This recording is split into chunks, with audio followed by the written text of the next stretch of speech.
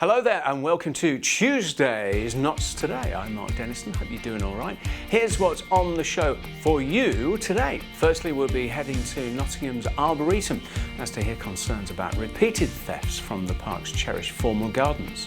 But we've had a number of thefts around the city at some of our green spaces recently. It's just really disappointing and really sad. Parks, nature reserves, woodlands, they're for the people, they're for everybody. More of that shortly, plus we'll be looking ahead to the first ever reform-led Nottinghamshire County Council meeting later this week. The party has selected its leader and cabinet members and will be holding its first full council meeting on Thursday. We'll be looking ahead to that and what it could mean for the authority and its plans to leave County Hall very soon. Plus we'll be heading to one of Nottingham's most iconic grassroots music venues to hear calls for the community to step in and provide financial backing. You want places like this to stay, and to be able to go and see the stars of the future and, just see people do their thing. You need venues to do that, and it's getting harder and harder. Also, we'll be hearing about a 3D study of the historic Major Oak, which could be used to inform how large trees could be made safer. The iconic tree in Sherwood Forest has been scanned and modelled as part of a new University of Nottingham project which explores more about the timeless tree and its role in the forest. And in sport, we'll be hearing from Nottinghamshire cricket head coach Peter Moores after the Green and Gold fell to their first county championship defeat of the season.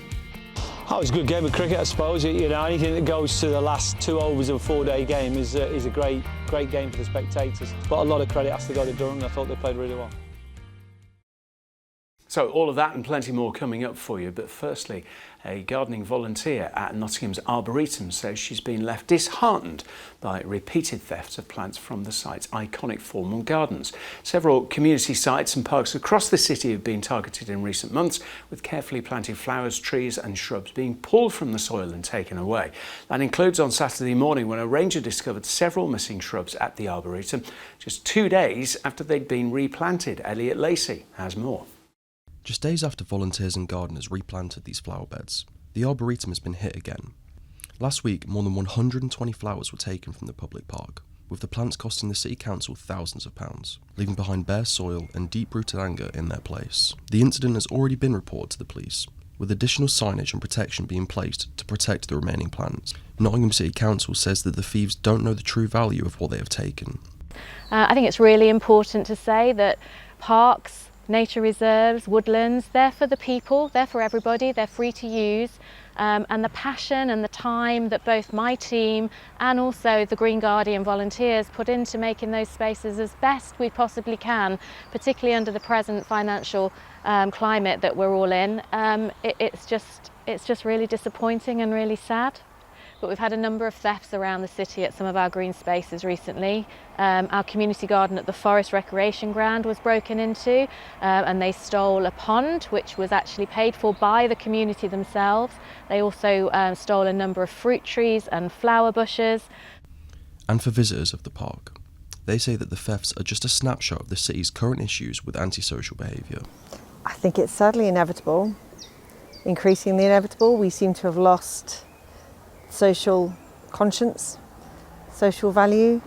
Maybe people are doing it to do their own gardens, or maybe they're doing it because it's just a challenge to do, but it's such a shame, and it's a cost that the city doesn't need.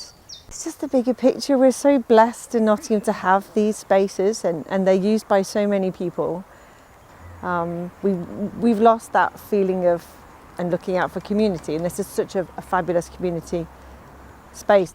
These flowers aren't the only things taken from the Arboretum in recent months.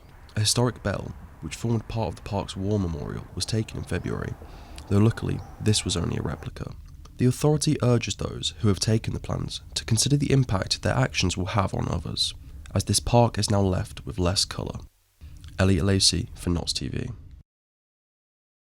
Right, it's time to talk politics now as Notts prepares for its first ever reform-led county council meeting on Thursday.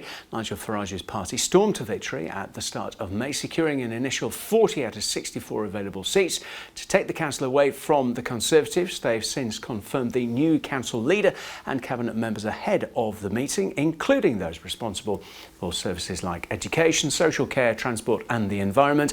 But the meeting could have a big impact on the authorities' plans to leave County Hall as well. So we're joined by our local democracy reporter, Lauren Monaghan, to tell us all about it. Hello. Thursday, what's going on? So it is the first meeting with the new Reform UK Nottinghamshire County Council. So that could be interesting to watch actually. The whole point of the meeting is to formally appoint the leader and the cabinet positions and to go over the compositions of committees, because these change based on how many seats parties win. So at the moment, obviously, Reform UK councillors will have the most seats. And when I was looking earlier, the Conservatives appear to have, on average, about 3 seats per committee. Labour will have 1, and then any independent group will have 1 as well.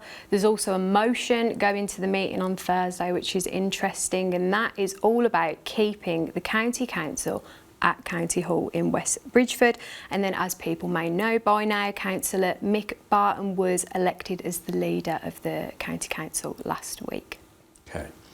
You mentioned there those cabinet positions. Just talk us through what and who are involved there. Yeah. So it's worth noting as well, before going into the cabinet positions, the deputy leader, that is going to be Councillor John Doddy. People may have seen him in the news before, may have heard people speaking about him. He's been a county councillor for over 10 years now. He was originally elected as a Conservative member. He was expelled from the party last year and sat as an independent, and then in January this year he defected to Reform, so this was prior to the local elections just gone, but he was elected again at the start of May as a Reform councillor. So the cabinet positions, it's all about a dedicated department for these councillors that form the majority party, so things like transport, finance, social care. So I'll read out a list of names now. Okay. So it is... Do I have to say present? Is this like a register? No. You just read out the list. I think there's only 8. So it's Councillor Martin Wright, he is going to be the business management guy. Councillor Barry Answer, that is adult social care. Councillor Rory Green for children and families. Councillor Dawn Justice for communities and public health. Councillor James Walker Gurley for economic development. Councillor Hannah John for education and SEND. SEND is special educational needs and disabilities. Councillor Stuart Matthews for finance, and finally Councillor Bert Bingham for transport and environment. Gotcha. Thank you for staying with. Thank you for reading the list. You mentioned this motion regarding their future at County Hall. So what's going on there? Yes, so this is all about keeping the county council at County Hall. So County Hall is that big, iconic, historical building in West Bridgford, right by the river. So this was proposed by Councillor Penny Gowland at the County Council. She's a Labour councillor. It was seconded by John Clark, another Labour councillor. And if we think back prior to the election, back in March, I believe off the top of my head it's March 20th, the previous Conservative authority had their first council meeting at Oak House, the new headquarters, near Hucknall, near Limby. And back then, this is when the former Labour group at the time said if they were to get into power at the elections just gone, obviously that didn't happen, but if they were to, they would look at selling Oak House or leasing out some of the rooms. Some of the reasons for this is because they thought that the move to Oak House was costly, and the awkward nature, some of them said, of its remote location. So yeah, this is coming back into the council meeting on Thursday, and it's basically to essentially ask, should we dispose of Oak House or lease parts of it for some financial purpose? Right, one to watch, certainly. And what about concerns from the opposition, and what are Reform saying about those concerns? So one of these is just the motion, the nature of changing where democratic services are. So I previously asked Mick Barton this, as I said earlier, the leader of Nottinghamshire County Council now. I asked him about this last week, but he couldn't give an answer. A lot of the answers he gave me, it was about getting his colleagues around a table to discuss before he could give any formal answer. So there's concerns that the council was elected on national politics and not local politics such as immigration, so there's concerns around there. And then the previous Conservative leader, Sam Smith, expressed concern for send provision. I approached the press office. They said no answers could be given until after the Thursday's meeting. But nationally, Reform want to cut waste across councils to invest in and protect funding for frontline services like potholes, adult social care and send. We'll leave it there for now. I know you're across this. Thank you, Lauren, very much indeed. We'll move on to some other Notts news now, and the knife crime teams at Nottinghamshire Police say they've recovered 28 weapons from the city streets while patrolling since March. A team of officers have conducted more than 800 hours of patrols in the city in the wake of a spate of knife crime incidents during March, leading to 37 arrests, 133 stop and searches, 46 drug seizures and more than 24 weapons being seized. That's on top of the 73 weapons being recovered by the same team last year, with the force saying it's taking a zero-tolerance approach to knife crime. And police have launched a CCTV appeal after an alleged criminal damage at a city McDonald's. The incident happened at the Milton Street branch on April the 6th. Police were called to reports of a glass door being cracked after it was kicked. Staff reportedly told the customer the fast food outlet was closing and then he couldn't order food before CCTV showed him kicking the door in frustration. And they've released the CCTV image on your screen now, and they say anyone who can help can call them on 101. We're going to take a short break in just a few moments' time, and we will come back with your full sport update, football, cricket and more, and very interesting, exciting news about the iconic Major Oak in Sherwood Forest. That's next.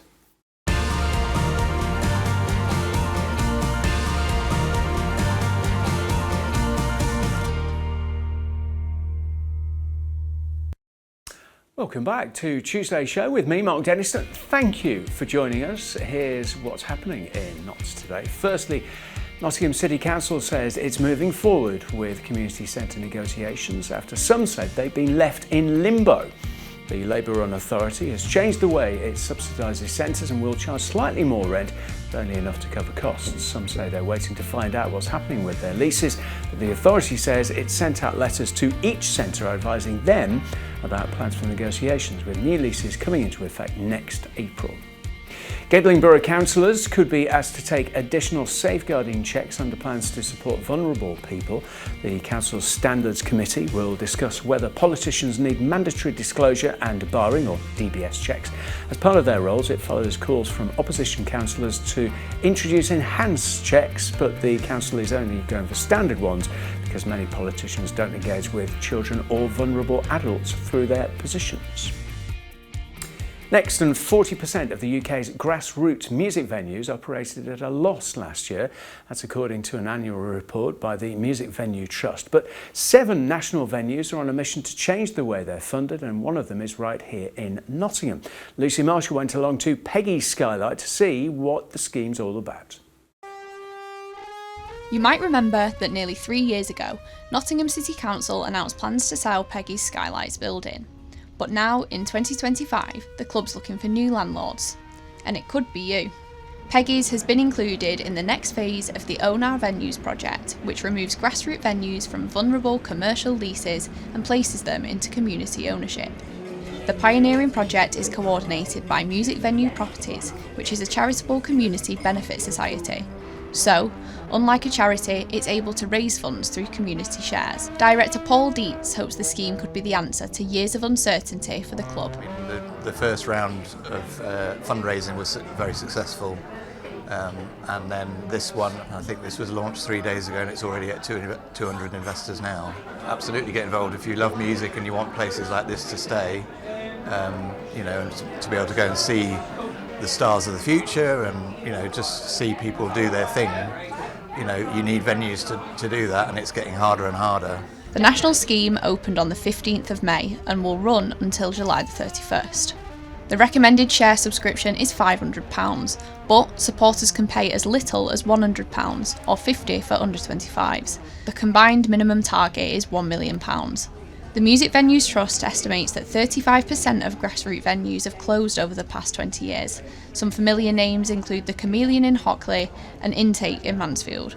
But for many performers like Dennis Rowlands, these places are more than just venues. They're important because, you know, they feed the music industry.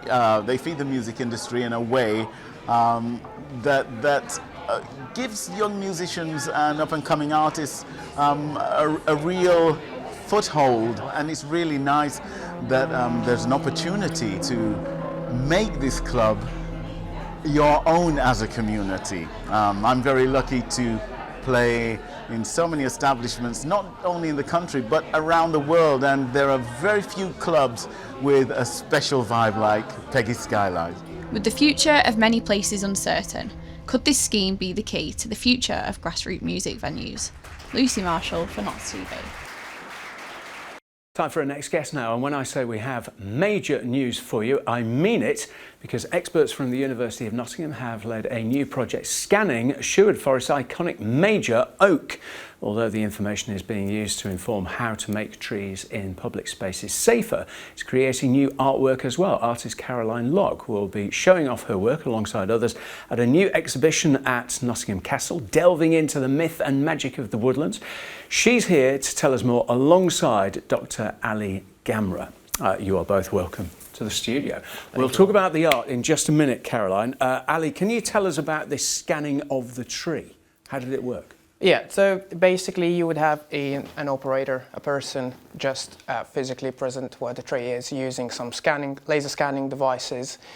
These scanning devices use lasers to measure from the source of laser trajectory to the actual tree point.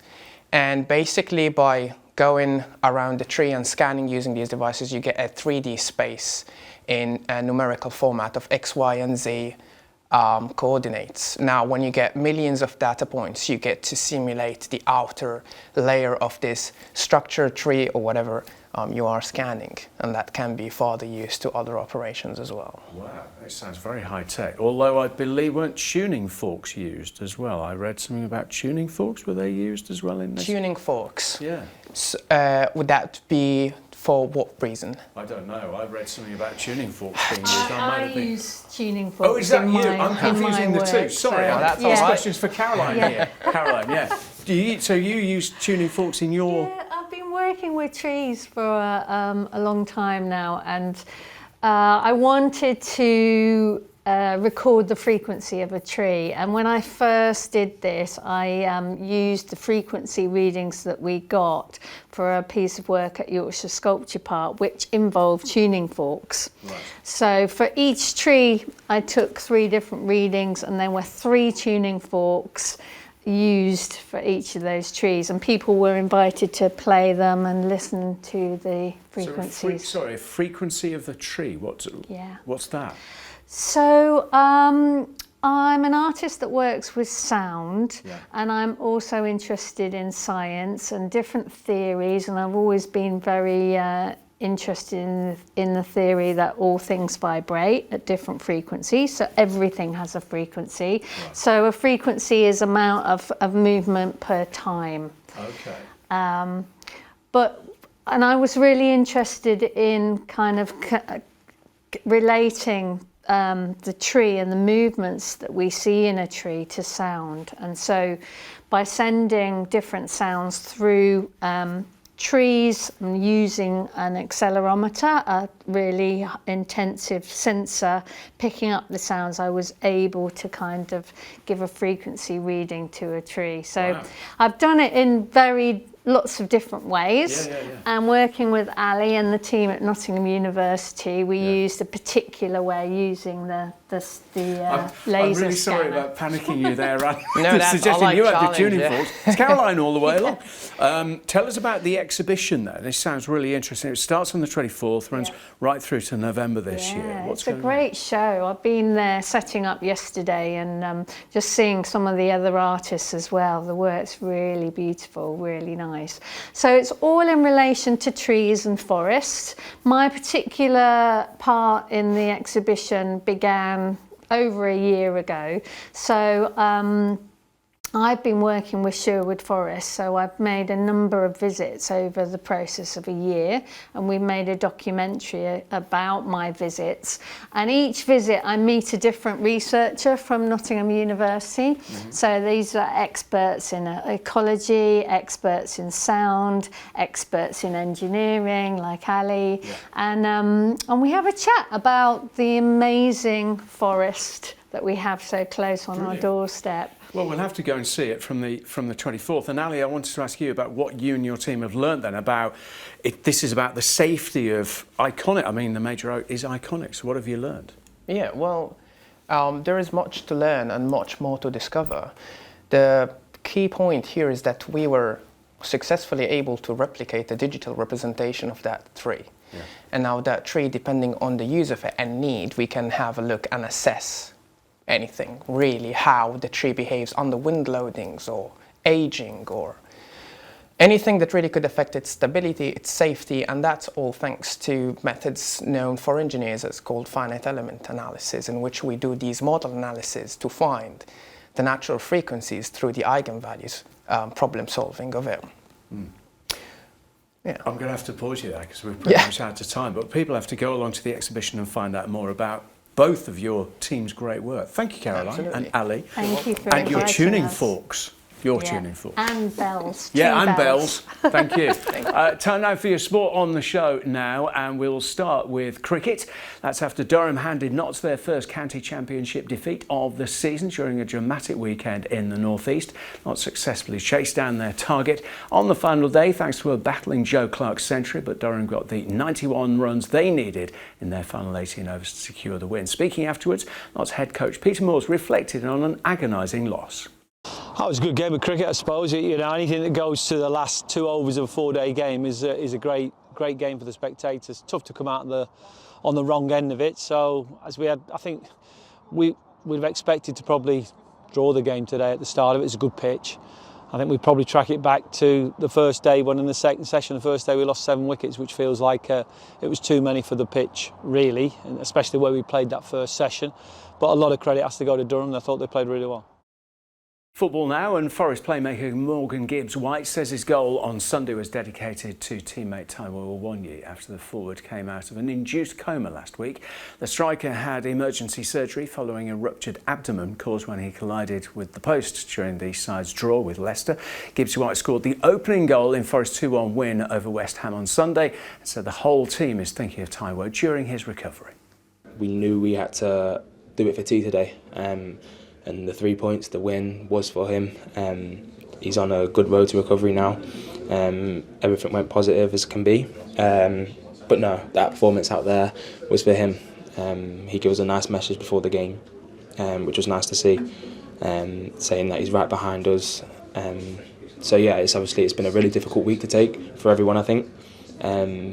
But we're delighted with the 3 points, and we're even more happy that he's okay. Let's have a look at your picture of the day. Quite a beautiful shot there. We're buzzing. Thanks to Molly Dennis for this one. Weather-wise, sunshine and clouds over the next few days. Tonight's going to be dropping down to 10 degrees. Tomorrow, sunny intervals, highs of 20, lows of 7. Thursday, once again, overcast to start. That should give way to sunshine by the afternoon. Highs of 17, lows of 5. That's the end of the show, sadly. Thanks to all of our guests. Let's do it again tomorrow from 5:30. See you then. Bye-bye.